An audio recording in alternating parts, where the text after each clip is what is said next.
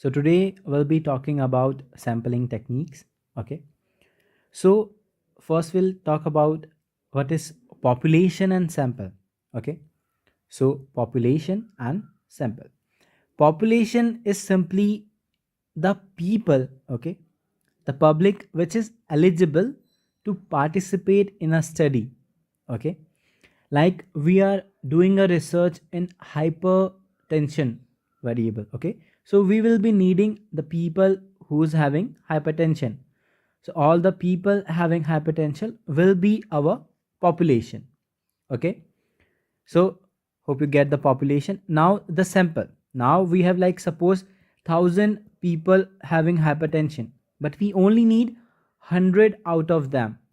Okay, so these 100 people will be our sample. So it's called the subset of population that actually participates. Okay, so there are 1,000 people, but the participants or the people which will participate in a research are hundreds. Okay, so that's a sample.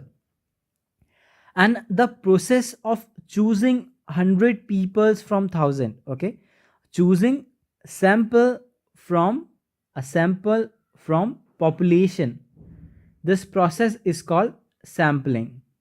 Okay, process of selecting sample from population, so this is called sampling. Simple. Next we'll talk about the types. Okay, there are two types: probability sampling and non-probability sampling. Okay, so what is probability sampling? It's like we have equal chance to be in sample, like those who are in population, so all each one have equal chance to be a sample. Okay, so it is divided into four types: simple random sampling, systematic sampling, stratified, and cluster random sampling. Okay, we'll talk about each of these. So non-probability sampling, where, okay, let's talk about all the four first. Okay, so simple random sampling is like we are choosing randomly. Okay, like in a class we having 20 students. Okay, so we have to choose a sample of 5, so we'll just ask like every fourth student, or like we just let's suppose they are 20 student, so we'll make a list, or we suppose like we make chits. Okay, names of the chits, and those who are the first 5 chosen, they will come for the sampling or for the research. That's called a simple random sampling. Okay, systematic random sampling is like when we follow one particular system, like there are 20 student. Okay, same. Okay, so we are choosing like every second student. Okay, we need 10 student, so like we are choosing every second student. Okay, so that's called systematic. Or like we need only 4 sample, so we're choosing the fifth one. Okay, 1 to 5th, then 10th, then 15th. Okay, like this. So we are following a system. Okay, that's called a systematic random sampling.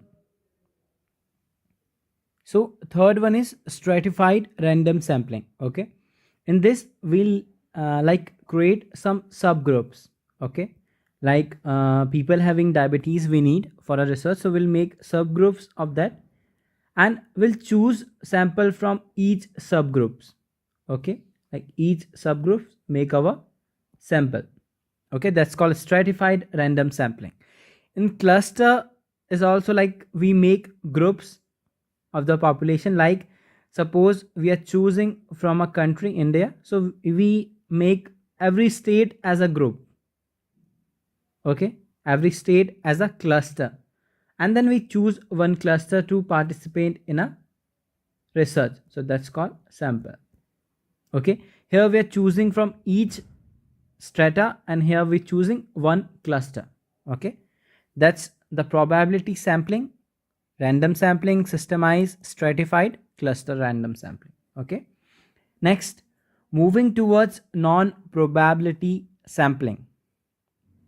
Okay, first is convenience sampling. Simple. Non-probability is having unequal chance to be in sample. Okay, so like there are two people or like simple 10 group, so everyone has an equal chance. Okay, some has more chance to be in sample, some has less.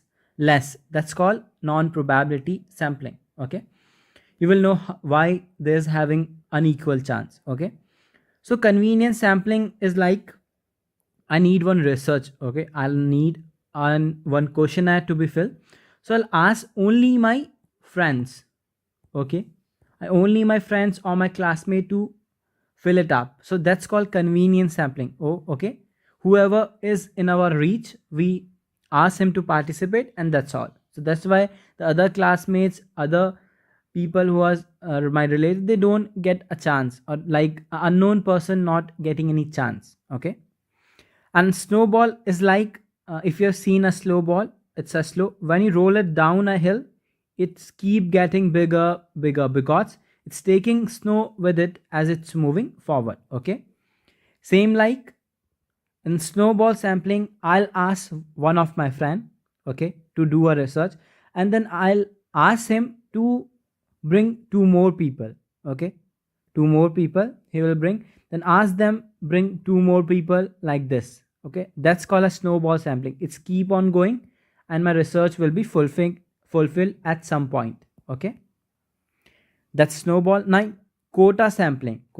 Sampling is like we filling up the quota, like we need 100 sample. Okay, we'll just make announcement, I'm doing a research, please help me out, come for my research at this time to this place. So people will come. Okay, those who are uh, those who will be helping, so they will come. So as soon as my 100 sample or 100 people will be completed, I'll stop asking to come. Okay, that's like a quota. So whoever come first get the chance to be in research.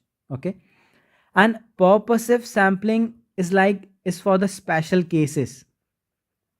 Okay, just like we are doing suppose a research in meditation, those who are meditating in a Himalaya regions. Okay, so getting those people is very rare. Okay, that's called purposive sampling, because the normal people or the normal practitioner will not get a chance to participate in this. Okay, or we can say like we are doing a research for any rare disease. Okay, so only those people having rare disease will get the chance, not everyone. Okay, that's why it's purposive and non-probability sampling. Okay, so that's all for today. We've discussed the sampling types. Okay, probability, non-probability, and what is population and sample. Okay, that's all for today. If you have any query, you can ask in comments. We'll meet on the next lecture. Thank you.